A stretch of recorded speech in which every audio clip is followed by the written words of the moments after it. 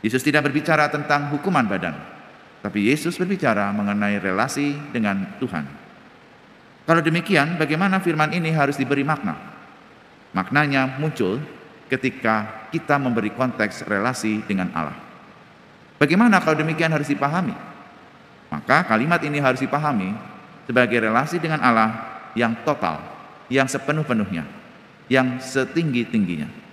Relasi yang mendalam, yang total, yang menyeluruh, juga harus melibatkan seluruh indera kita, seluruh tubuh kita.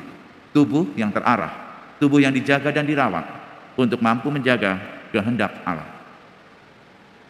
Ibu, bapak, saudara sekalian, konsekuensi dari firman Tuhan ini sangat jelas.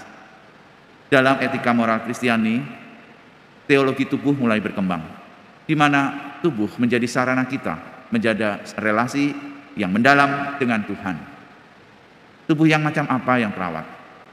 Tubuh yang dijaga, tubuh yang tidak dirusak, tubuh yang tidak dinodai oleh narkoba, tubuh yang tidak dipenuhi dengan pembunuhan bayi dalam kandungan, dan aneka masalah moral Kristiani.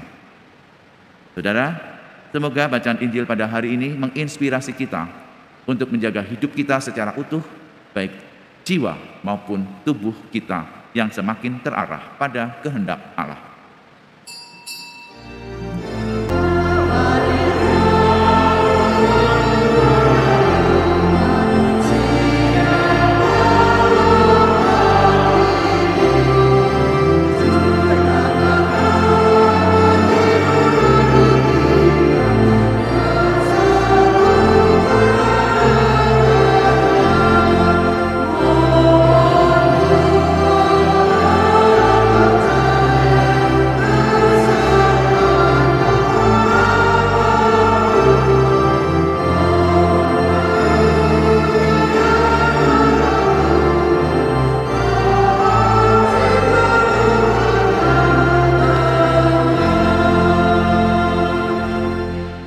Dalam nama Bapa dan Putra dan Roh Kudus.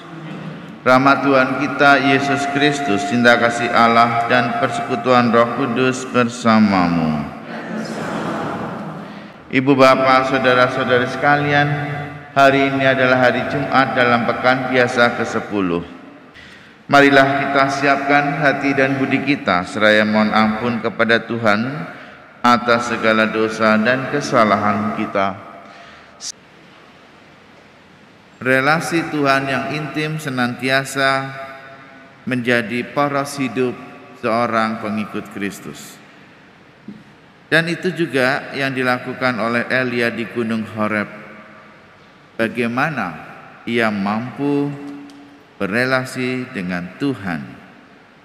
Tuhan lewat melalui angin besar yang membelah gunung-gunung, memecah bukit-bukit. Namun dikatakan di sana Tuhan juga lewat melalui api dan akhirnya melalui bunyi. Apakah kerjamu di sini, Elia? Aku bekerja segiat-giatnya bagi Tuhan alam semesta alam. Dan Tuhan berkata, pergilah kembali ke jalan yang sama melalui padang gurun ke Damsyik. Saudara sekalian, relasi dengan Tuhan yang intim harus sampai pada mampu menangkap kehendak Allah. Dan itulah yang dilakukan oleh Elia di Gunung Horeb. Dia mencoba menemukan Tuhan melalui alam. Dia mencoba menemukan Tuhan melalui gunung, melalui angin, melalui api. Dan Tuhan secara sungguh-sungguh ditangkap di dalam suara yang berbunyi, apakah kerjamu di sini, Elia?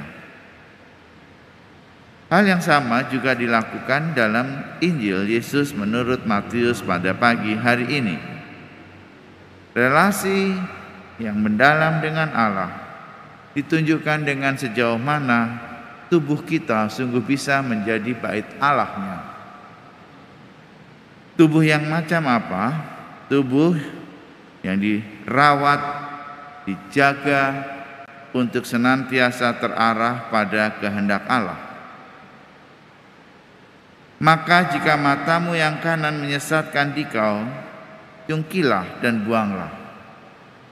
Tampaknya firman ini sangat mengerikan, seolah apa yang dikatakan oleh Yesus ini seperti di dalam hidup perjanjian lama. Tapi apakah memang begitu? Perjanjian lama memandang tubuh sebagai cara untuk melihat kehendak Allah. Tubuh harus dijaga, karena dengan tubuh perjanjian Allah kerap kali muncul di sana. Dan firman ini dimunculkan lagi oleh Yesus dalam perjanjian baru. Tentu saja dengan diberi makna yang berbeda. Kalau ditangkap harafiah, maka menjadi bernilai barbar. Karena lebih baik bagimu satu badanmu binasa daripada badanmu seutuhnya dicampakkan ke dalam neraka. Jika tangan kananmu menyesatkan dikau, penggallah dan buanglah.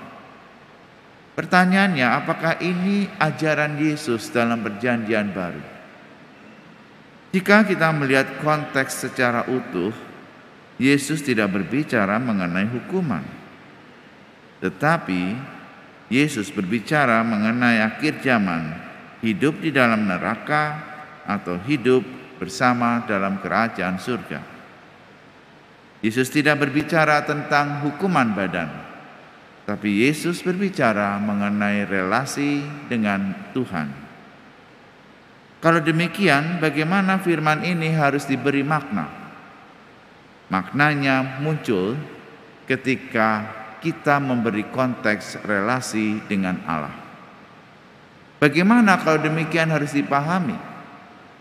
Maka kalimat ini harus dipahami sebagai relasi dengan Allah yang total, yang sepenuh-penuhnya, yang setinggi-tingginya.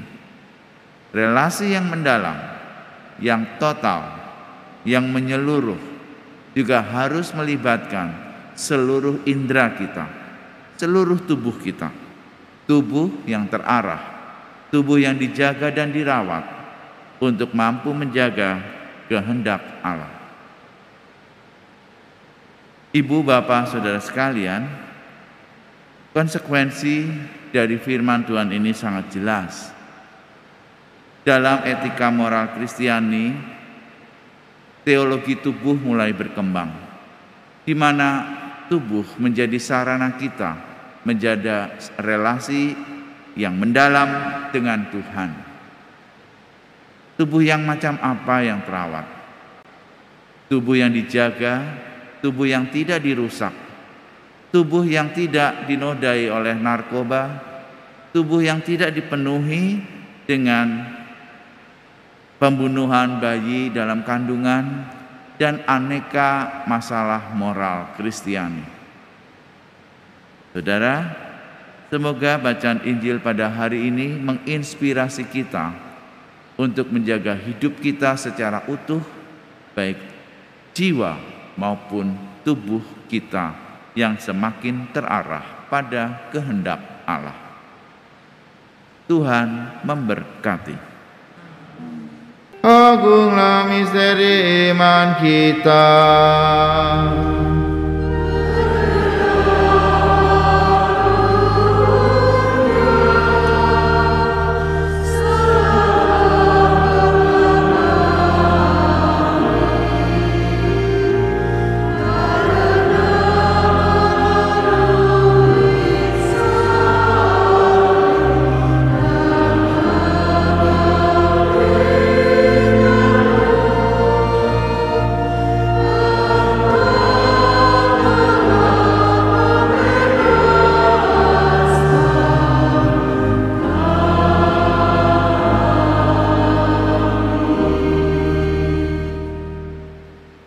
Tuhan bersamamu.